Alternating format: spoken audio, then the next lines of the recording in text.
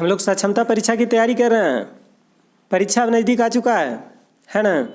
लगे रहते हैं, हम लोग तैयारी करते हैं।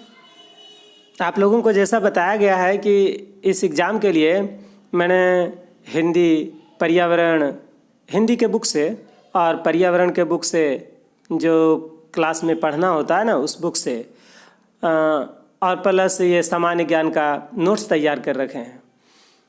यदि आपको नोट्स की आवश्यकता है तो आप हमसे परिचित हैं तो कॉल कीजिए, अथवा मैं एक नंबर दे देता हूं, आप उससे संपर्क कर करके जो है आप नोट्स उपलब्ध करवा सकते हैं। आपको नोट्स मिल जाएगा।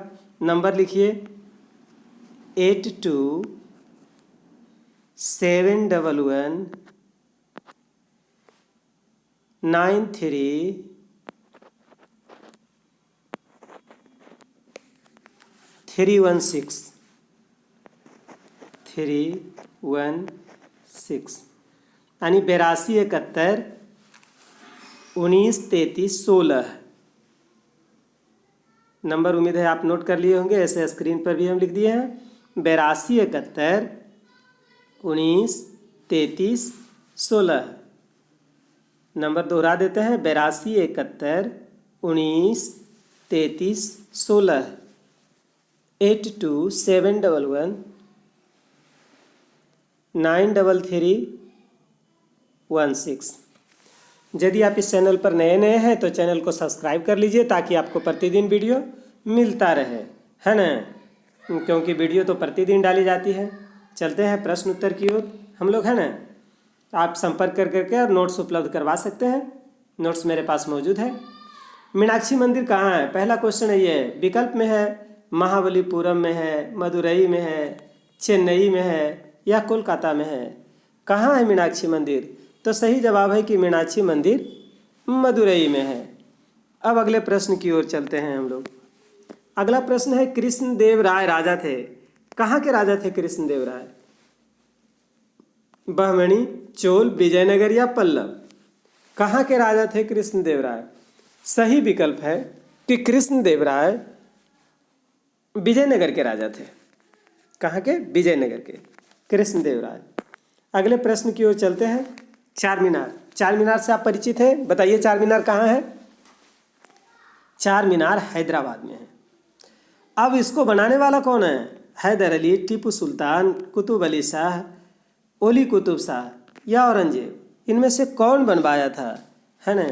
तो इसका सही जवाब होगा कि चार मीनार का निर्माण ओली कुतुब शाह ने करवाया था, है ना। अगले प्रश्न की ओर चलते हैं। गोलकुंडा कहाँ अवस्थित है? ठीक है, बीजापुर में है, हैदराबाद में है, मैसूर में है, चेन्नई में है। ये विकल्प है मेरा। सही जवाब है कि गोलकुंडा हैदराबाद में है। अगले प्रश्न की ओर चलते हैं। किस संगम वंशी शासक को प्रौढ़ देवराय भी कहा जाता था? संगम वंश के शासक थे वो, प्रौढ़ देवराय। हरिहर द्वितीय, देवराय प्रथम, देवराय द्वितीय, मल्लिकार्जुन, किनको कहा जाता था? तो इसका सही जवाब है देवराय द्वितीय को। अगला प्रश्न की ओर चलते हैं। बीजापुर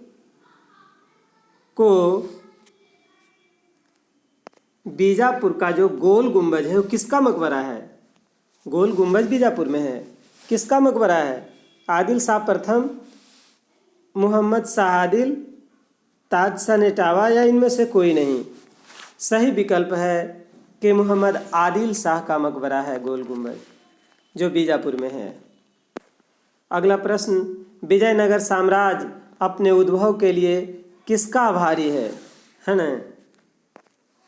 कृष्णदेव राय का, हरिहर एवं बुक्का का, बालाजी विश्वनाथ का या राज राजा चोल का? किसका आभारी है? तो विजयनगर साम्राज्य का स्थापना हरिहर और बुक्का नामक दो भाई ने किया था, है ना। तो यही जो है हरिहर और बुक्का, इन्हीं का आभारी है वो विजयनगर साम्राज्य। ठीक है, अगले प्रश्न की ओर चलते हैं। अगला प्रश्न है प्रसिद्ध ऐतिहासिक स्थल हम्पी किस जिले में अवस्थित है? जिला का नाम बताइए। जिला बीजापुर, बल्लारी, गुलबर्गा या रायचूर? कहाँ है हम्पी? तो सही विकल्प है कि हम्पी बेल्लारी में है। विजयनगर राज्य का प्रथम राजवंश कौन था? होयसल, संगम, सालू, तुलु। कौन था? सही जवाब है संगम, है ना।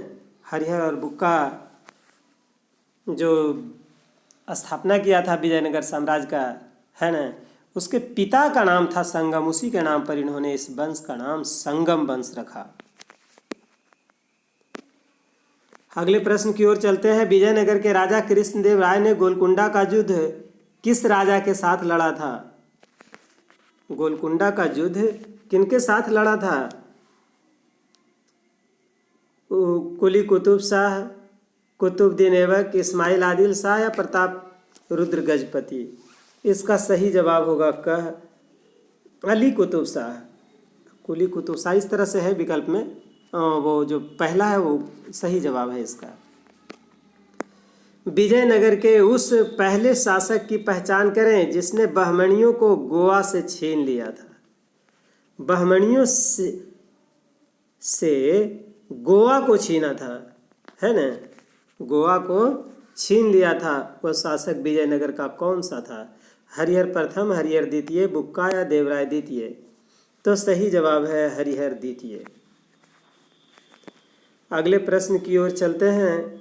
अगला प्रश्न है, आठवन का क्या मतलब है? भू राजस्व विभाग या राजस्व विभाग या आयात कर या वाणिज्य कर? क्या है? सही जवाब है भू राजस्व विभाग। कृष्णदेव राय के दरबार में अष्ट दिग्गज कौन थे? बताइए उस अष्ट दिग्गज का नाम।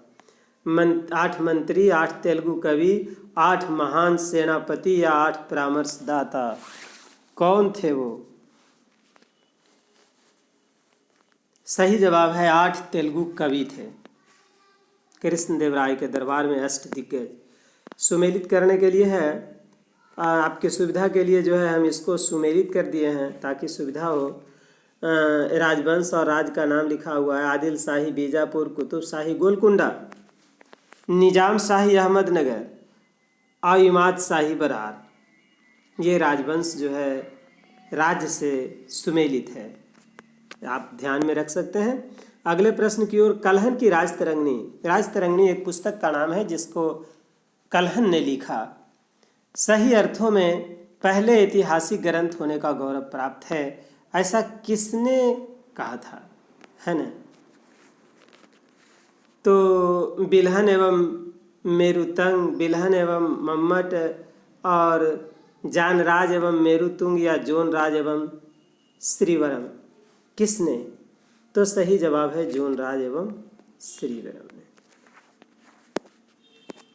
अपनी मधुरा विजय या वीर कंपराय चरित कीर्ति में अपने पति के विजय अभियानों का वर्णन करने वाली कवित्री कौन है? यानी अपने पति के विजय गाथा इन्होंने लिखी थी। भारती, गंगा देवी, वरदाम्बिका या बिजिका, है ना? तो सही जवाब है गंगा देवी। मधुरा विजय में अपने पति की गाथा लिखी थी। बहमनी राज्य के थे। कौन बहमनी राज्य के थे? अलाउद्दीन हसन बहमन शाह यानी हसन गंगू या अली आदिल शाह ने या हुसैन निजाम शाह ने या मुजाहिद शाह ने? इनमें से कौन? तो सही जवाब है अलाउद्दीन हसन बहमन शाह ने। 1565 में कौन से प्रसिद्ध युद्ध हुआ था? बताइए, जो 1565 में हुआ। पानीपत, खानवा का युद्ध, पानीपत का द्वितीय युद्ध या तालीकोटा का युद्ध?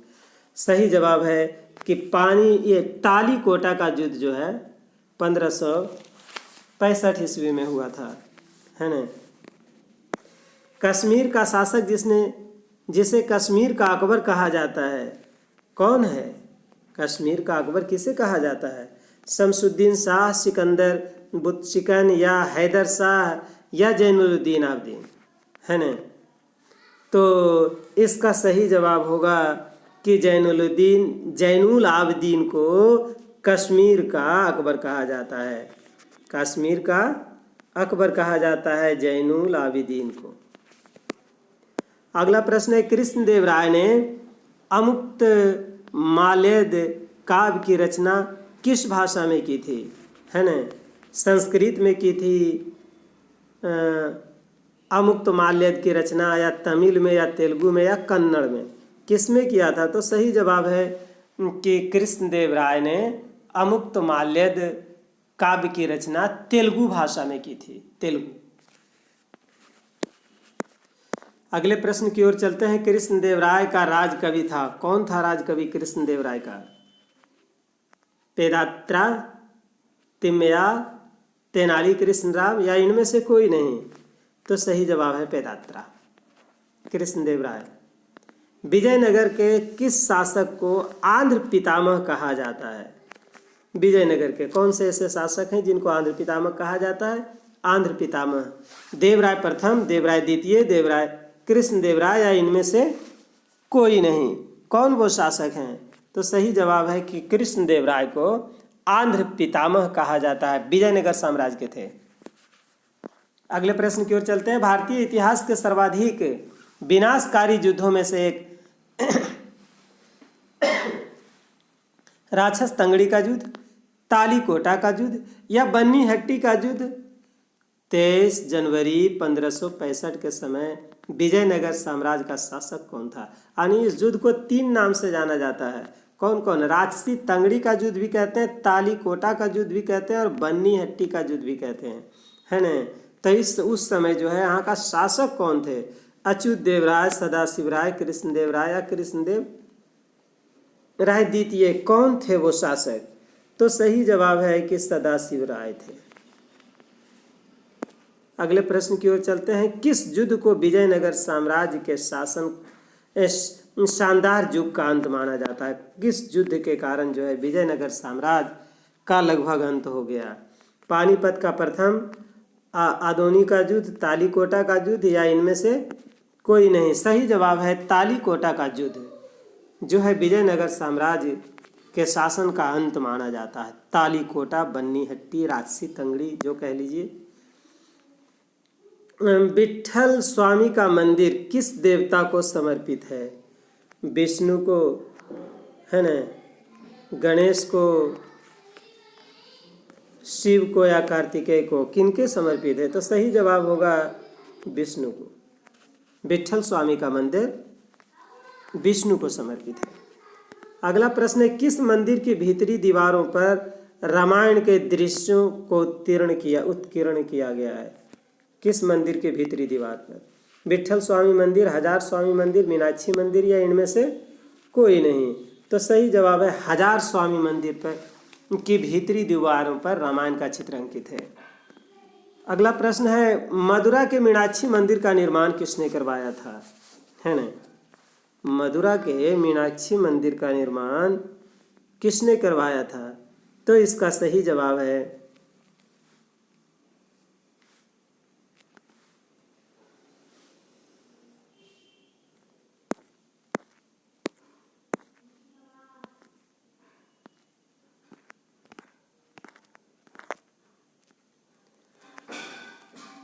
मदुरा के मीनाक्षी मंदिर का निर्माण किसने करवाया था? इसका सही जवाब है ग, है ना।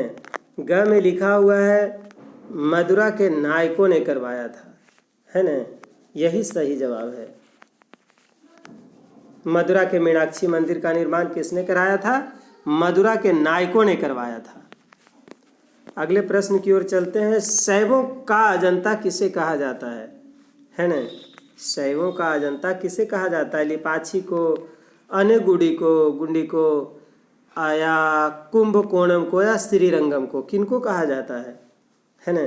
तो सही जवाब है लिपाछी को शैवों का अजंता कहा जाता है, लिपाछी। अगला प्रश्न है। वीर पांचाल का अर्थ क्या है? अभिजात वर्ग, दस्तकार वर्ग, या कृष्य वर्ग, या इनमें से कोई नहीं? सही जवाब होगा ख, दस्तकार वर्ग, वीर पांचाल का अर्थ। अब चलते हैं कुछ हम लोग आगे और पर्यावरण की ओर, है ना। ये चौथे क्लास की पर्यावरण से रिलेटेड कुछ क्वेश्चन है। रानी मधुमक्खी एकमात्र अंडे देने वाली मधुमक्खी होती है। इसके द्वारा छत्ते की सभी मादा श्रमिक एवं नर मक्खी का जन्म होता है। इन्हीं के द्वारा, है न। मादा श्रमिक मधुमक्खियाँ छत्तों का निर्माण करती है, जबकि नर मधुमक्खी संतान उत्पन्न करने में सहयोग करते हैं। मादा श्रमिक मधुमक्खियाँ फूलों के रस के बारे में पता चल जाने पर इसकी सूचना अपने सहयोगी मधुमक्खियों को विशेष प्रकार के नाच से भेजती है न। अगले अध्याय की ओर चलते हैं। चोंच की विशेषता के संदर्भ में पिछले अध्याय में हमने इसको किया कि कौन सी पक्षी क्या खाता है न। बताते हैं, सुंदर सुंदर कलगी मेरी खिंचता है सबका ध्यान, चाक में मेरी ताकतवर पेड़ छेदना मेरा काम। कौन चिड़िया है बताइए? कठफोड़वा है। फिर से बता दें, सुंदर सुंदर कलगी मेरी खिंचता है सबका ध्यान, चाक मेरी ताकतवर पेड़ छेदना मेरा काम, कठफोड़वा। अगली पहेली देखिएगा।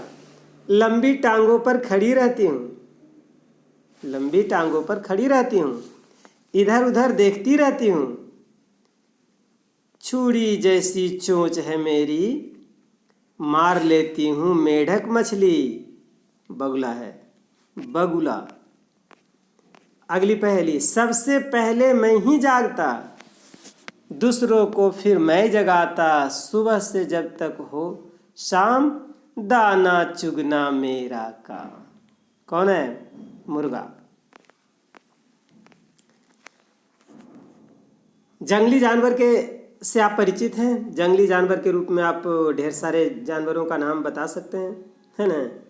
कुछ सवारी के बारे में बात करते हैं। सवारी के काम में कौन कौन जानवर आता है? घोड़ा, है ना। सामान ढोने के काम में आने वाला जानवर बैल, गधा, ये सब जानवर है जो सामान ढोने के काम में आता है। दोनों काम में आने वाला घोड़ा और ऊंट है ना।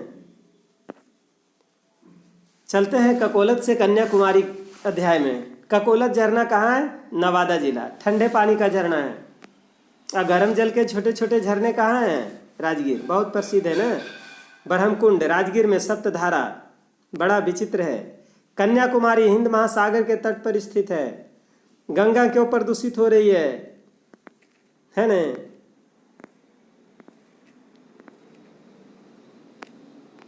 इसके बारे में बताना है।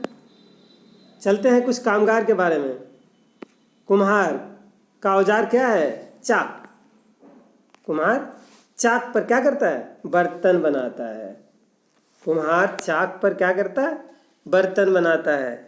और लोहार क्या करता है? कुम्हार चाक पर बर्तन बनाता है, लोहार हथौड़ा से लोहे का सामान बनाता है, मोची सुई या टकुआ से जूता बनाता है या जूते सीता है, टूटा हुआ जूता भी सीता है। बढ़ई आरी से काम करता है और ये मेज कुर्सी या फर्नीचर के सामान बनाता है। दर्जी सुई धागा का इस्तेमाल करता है और कपड़ा सीता है। परिचित हैं आप।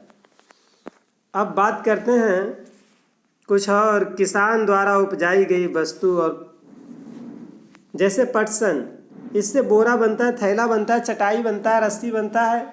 ईख से तो जान रहे हैं आप, चीनी और शक्कर बनता है। सरसों से तेल बनता है ना।